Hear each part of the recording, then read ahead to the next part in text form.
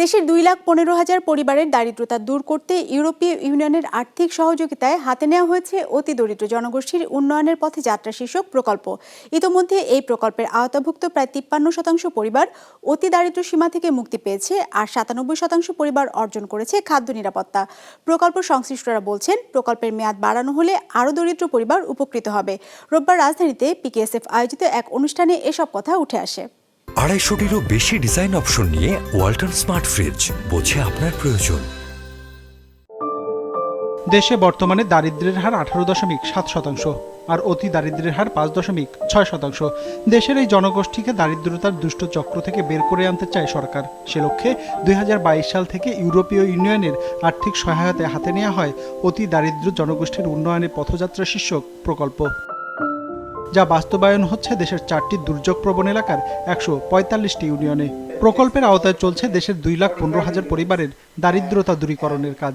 The project pursues an inclusive approach focusing on areas such as nutrition and primary health care, inclusive finance, women's empowerment and inclusion of people with special needs and climate resilience. অনুষ্ঠানে জানানো হয়, গেল 1.5 বছরে এই প্রকল্পের আওতায় শতভাগ খানার প্রায় 53% অতি দরিদ্র জনগোষ্ঠী দারিদ্র্য সীমার উপরে উঠেছে, যার মধ্যে 4% ক্ষুদ্র উদ্যোক্তা হিসেবে প্রতিষ্ঠা পেয়েছে। বলা হয়, প্রকল্পের আওতায় এরই মধ্যে দেশে 97% পরিবারের খাদ্য নিরাপত্তা নিশ্চিত করা সম্ভব হয়েছে। 5 বছরের কম বয়সী শিশুদের অপুষ্টির হার 48% থেকে কমিয়ে 40% আনা হয়েছে। কম ওজনের শিশুদের হার 17.5% থেকে কমে 4% এসেছে। On income diversification, initially it was mostly one source of income.